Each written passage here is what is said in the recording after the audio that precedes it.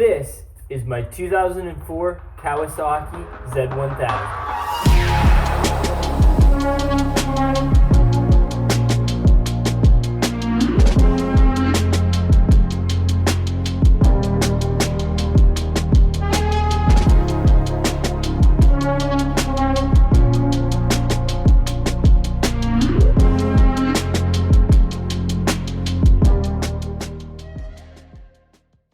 And it's got just a couple minor issues. For example, obviously these tires are just worn out and have never seen any burnouts or anything. And same with this chain. Obviously it's just worn out and not loose because of wheelies or anything. In the last video, we did go over pretty much everything that's wrong with this bike and what we need to do to it to get it up to par for this riding season. So if you haven't seen the pilot episode of this build series, I'm gonna leave a link in the description down below to the playlist for it. The warmer weather is coming in fast, so we gotta get to work on this thing. So kick back, relax, grab yourself a bag of popcorn, because I have another banger for y'all today.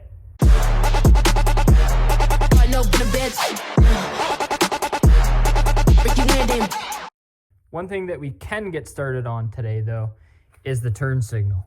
Now, I just went ahead and ordered up some Amazon special LED turn signals. As you can see, these ones are pretty much identical to the old ones, except they have kind of a smoked lens on them, so it should make this a little bit more aggressive. Now, if we turn the bars on this thing, you can kind of see what kind of install was going on with this old light here.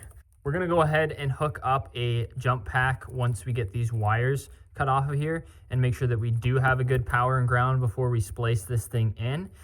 And if we have to pull this back apart again, it's not a huge deal, especially because of the thing that we're gonna be doing when we're installing this signal. And that involves this kit right here. Yes, that's right. Instead of using these crappy little bullet connectors that I hate and aren't weatherproof, I'm gonna go ahead and install an inline connector that is nice and weatherproof. And that way, if we ever do need to change these in the future or just disconnect them for any reason, we can do that quickly and easily. So then, let's get to work. Let's get these old crusty turn signals off of the bike, along with all the associated hardware. I just went ahead and snipped the wiring off of the signal itself, just to make it easier to remove it, since we're not going to be reusing these anyways.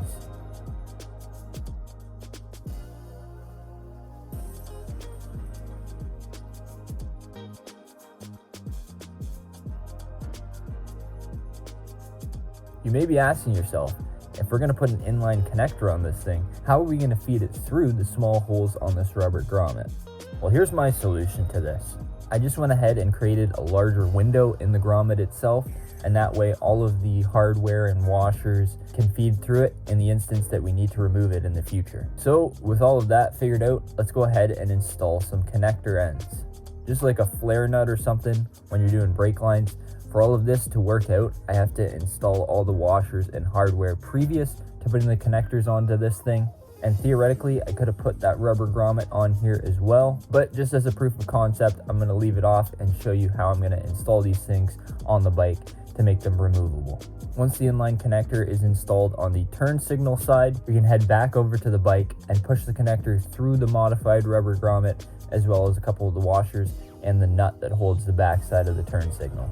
Then all we have to do is slip the rubber grommet back into place, slide the turn signal back through, and install the nut on the back side.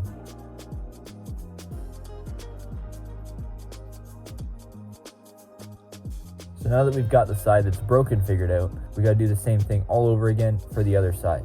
Now this right side turn signal was working, but obviously we can't be having no mismatched signals on the front of this thing.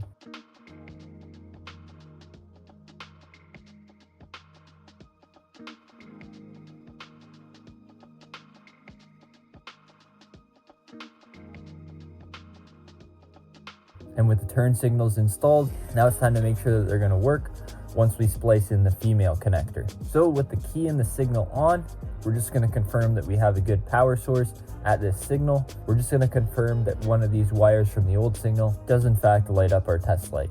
And once you know that everything's going to work, although it's more of a pain in the butt to do it on the bike, it's basically the same process to install the other side of this connector.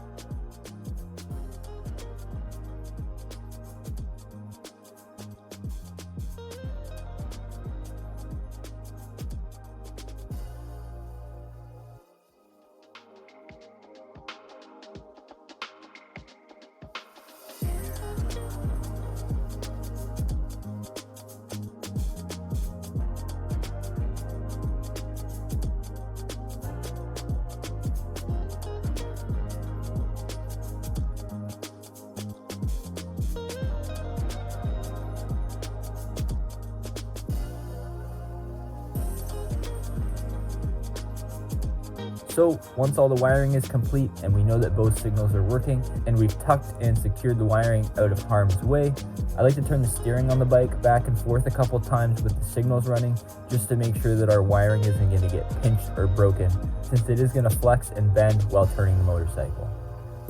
All right, the next thing on the list is to try and fix this radiator mount bracket type deal. I don't even know how it ended up looking the way that it does, or how it broke, or where it broke, because if we come around to the other side, you can see this is what the factory mount is supposed to look like on this side.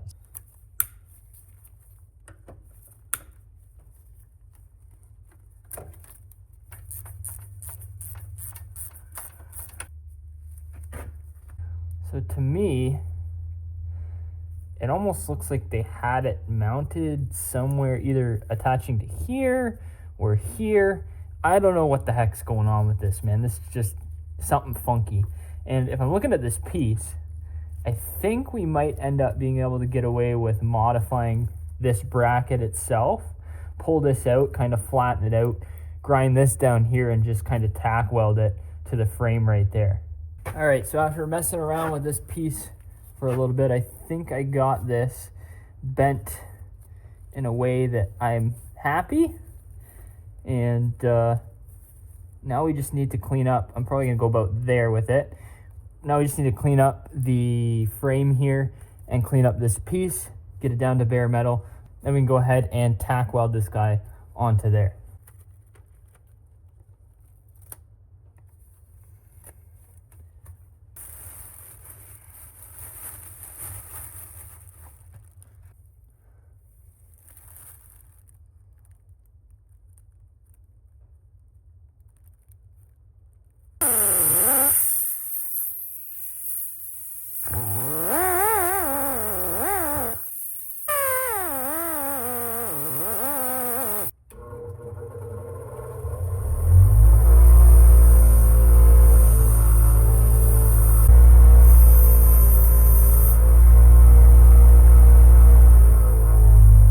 All right, so I got this piece all cleaned up, as you can see, and then the place where we're gonna put this and weld it to is also nice and cleaned up. And unfortunately, it's not a very good idea to film welding, especially with a phone camera like I'm using right now. So with some YouTube magic, let's go ahead and put this piece on here. Now, I don't claim to be a good welder or anything, but something was not happy when I was welding this freaking thing right here. Look at how crappy that ended up turning out. I'm actually a little embarrassed to even show this to you guys on camera. So what do you do when you lay down some crappy welds like this? That's right, get out the grinder. Let's go ahead and at least clean this thing up a little bit, and then we can go ahead and spray some black paint over it, and it'll be like it never happened.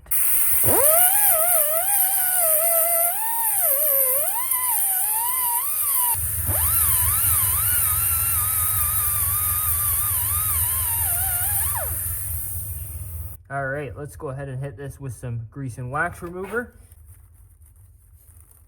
This just gets rid of, you guessed it, grease and wax. We're gonna let that flash off, and then we're gonna go ahead and hit it with Duplicolor engine enamel. Not a sponsor, but honestly should be a sponsor with how much I use your products. Duplicolor, hit me up, man.